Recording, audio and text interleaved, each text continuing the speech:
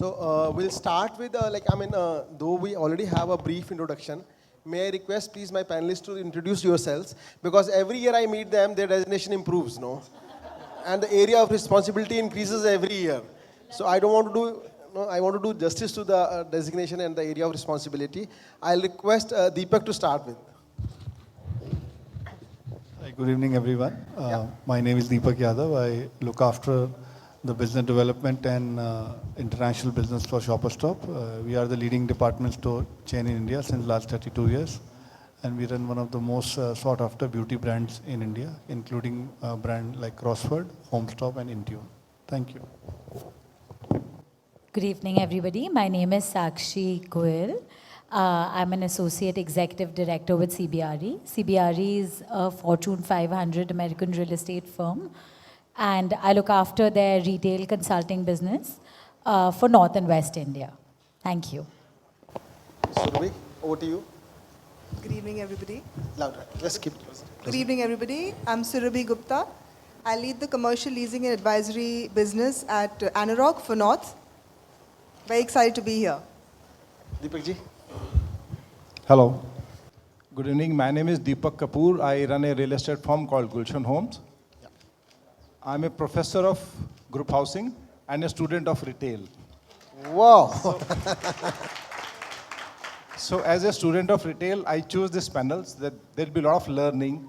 We entered into as a diversification into the commercial real estate, but the learning is tough. So I said, why not to sit with the industry stalwart and understand what is the gamut of retail so that we could gain something and adopt certain situations and certain solutions being provided by these eminent experienced panelists into my commercial real estate. Thank you very much. So nice of you, Deepak ji. I mean, no, it's not that tough. We make it look tough. Yeah. Yeah. So, all of us, like especially me, I am a shopping center professional. I don't know much about office, retail, commercial, but I have Surabhi with us, which is like expert on offices. So, we all had seen that there was a great dip, a huge dip in the commercial real estate after COVID, and offices were not doing very well. People had started work from home. But in last 3 years, my association with DLF now clearly shows that there is a big uptake. Surabhi, I mean, any thoughts on how has it grown over the last 2 years, and what is the projection for next 3 to 5 years? I think one of the most exciting things is the size of the market. The commercial real estate business today is at about 900 million square feet and inching towards to be a billion square feet market by the turn of the decade. That's the size of the Indian market.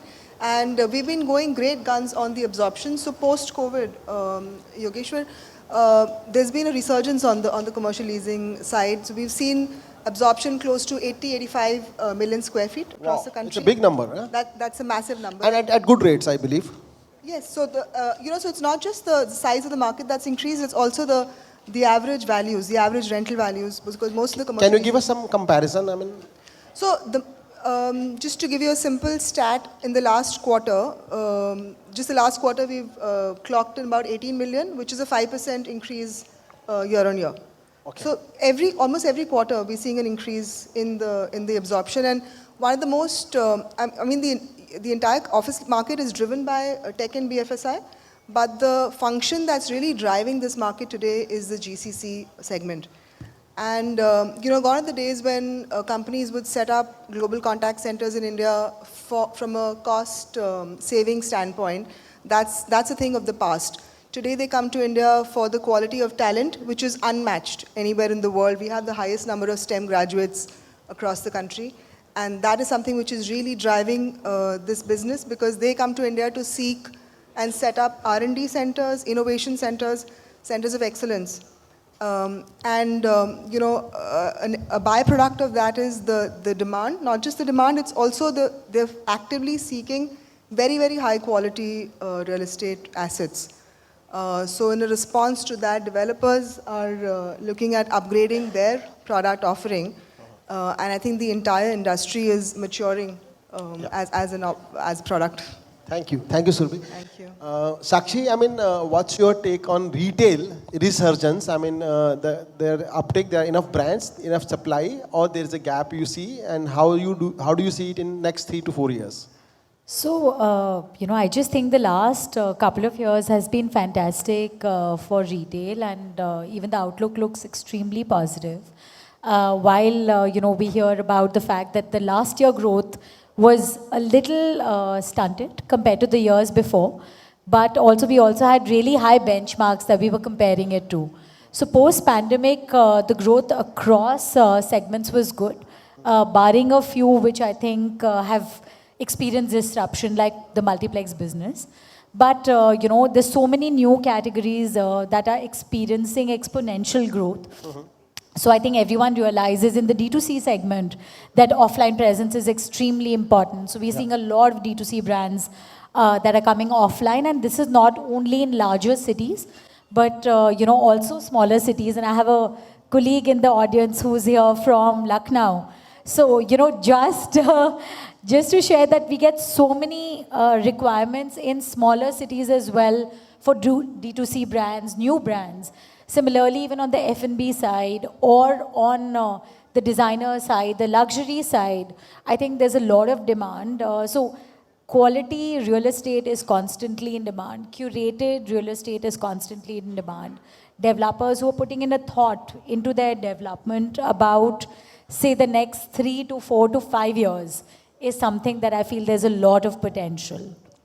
I completely agree with her. And there are so many brands entering into India asking for the spaces, and there are no quality spaces. So there's a huge gap in the demand supply. Only one point here it is that the retail business is slightly different. You need so many people every day to come in to spend so much money every day. So sometimes the real estate sentiment has to change a little bit. In residential, you sell it once and it's over. For office, you lease it once and it's over.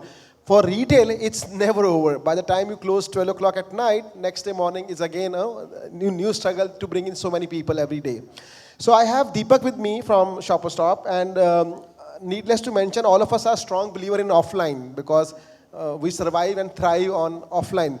You have how many Shopper Stops now? 111. 111 Shopper Stops, brick and mortar. And how many beauty portfolio? So we run the Estee Lauder piece in India, and we also run brand like Armani, Prada, Beauty in India. So we have close to one-stop solution for all beauty problems. One stop. I'll give you his number just now. So please feel free. 150 beauty doors. 150 beauty doors. And we're talking about Estee Lauder Group, which has MAC, Clinique, Estee Lauder.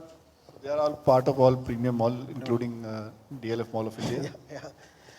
And so, you are still opening more Shopper Stops? See what has happened, Yogeshwar.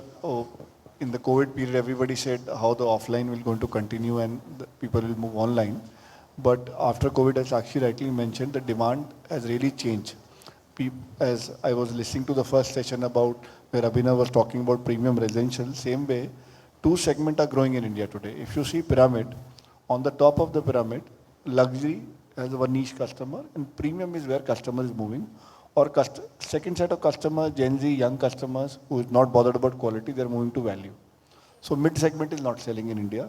What is selling is premium is selling or lower value is selling. Yeah. So we have decided to go premium. Okay. And Shopper Stop, as a positioning today we have taken in market, will be a premium department store. A family of 4 doing well in his life is my customer. Wow. We have realized that Gen Z is not my customer. For Gen Z, we have a brand called Intune, which is more on fashion, which gives you 3 wash. So Intune, they have launched a new brand called Intune, which is at the base level. Yeah. So which is in the mall of gentlemen's student of retail, in his mall Intune is there. So and many other malls next to GIP mall. And I'm sure I have seen some huge change in the Shopper Stop, that the way they are carrying out the fit out, the look and feel, and the positioning of the shop. So as I said, customer has grown, and not only customer has grown in metro cities, it has also grown in tier 2 cities. Thankfully, everything is available on mobile. So when you want to buy any product, you do lots of research, and that happens on cell phone. Yeah. So the customer sitting in Shillong or customer sitting in Patna is equally aware about what is sold in Delhi or what is sold in Bombay. So gone are the days where you can sell 2 different kind of products. The product offering has to be changed. Secondly, in the same city, growth is quite strong. Like market like Noida, Gurgaon, To give a relevant example, Gurgaon, which is the highest CAGR in India today, is becoming a cluster. Noida is becoming a cluster. If you see a decade back, there was only one mall, the GIP mall, and used to end up in GIP mall. Today, Noida alone has 5 to 6 good malls. And I think the way Noida is growing, Noida extension is growing, every cluster will have a mall. Yeah. So I think in the same market, lots of growth is happening. Yo, there is a repeat sale demand online also, which we are fulfilling. But in the same store, growth is phenomenal. Customer here had deep pockets. He's looking for quality of service, so which we are able to give. And customer believes in loyalty. So even when he's going, what special advantage he has to go to a Shopper Stop or he has to go to Apple. So we run a loyalty program called First Citizen. Yeah, it's one of the best loyalty programs called First Citizen. Yeah. So point redemption and like privilege, like person shopper lounge, you can go in the lounge, you can have the curated products. So I think the lots of things in India, what we saw a decade back has changed. And customer is well versed, well aware. And we see better quality customer coming in shopping center versus, unlike lots of brands, a huge success in high street. But I see a huge success for us in malls. Yeah. Our 80% of stores are still in malls. And especially a million plus mall, the kind of throughput it is generating. In that ecosystem, I think we are doing much better. Okay. Thank you. Coming to you, Deepak ji, I mean, you have created such a boutique, good retail environment in 129. So what are the learnings there? Lot of learnings. I know, I mean, we started with even today also. Yeah. We started with the thought process that yes, we will diversify and venture into retail. So since we are a strong real estate player, we delivered a good real estate. Yes, very nice. And we suffered due to COVID because COVID happened in between the construction life cycle.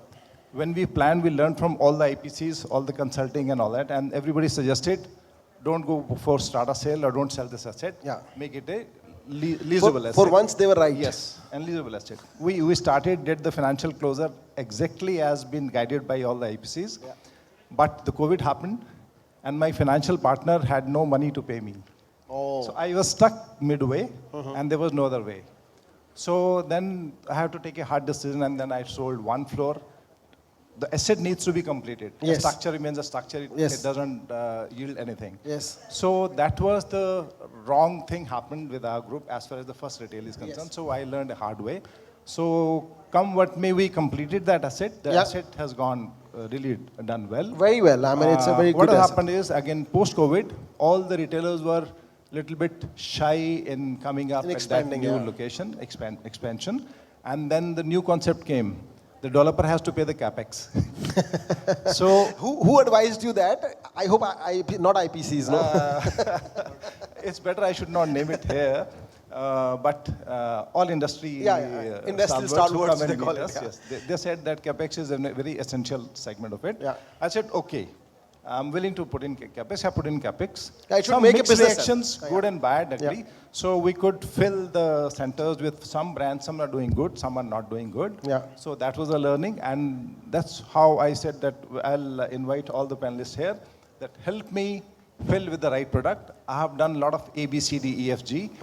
Some A's are hanging, some B's are going down. I want everything to be streamlined so that my mall should start running in the right perspective. Right. What is my basic learning is what I have learned today and which we have started doing a couple of months back is ultimately how people will line up in my shopping center, which we have delivered is that if there is a footfall, everybody will fall in line. Yes. So we have started concentrating how to bring in footfall, quality footfall. The demographics are very right. The catchment area is fantastic, fantastic, very strong.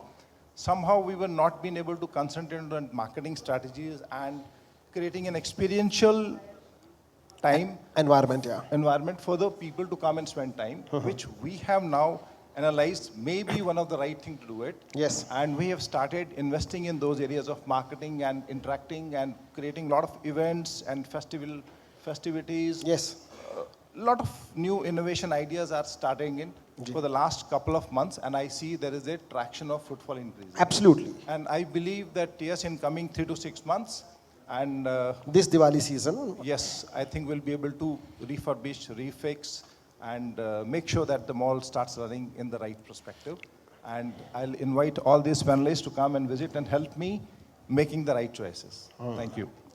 No, very rightly said. I mean, retail, especially shopping centers are a product of art and science. I mean, no science you can learn, but art comes with a lot of effort. And it's not an easy asset class. One has to really work very hard.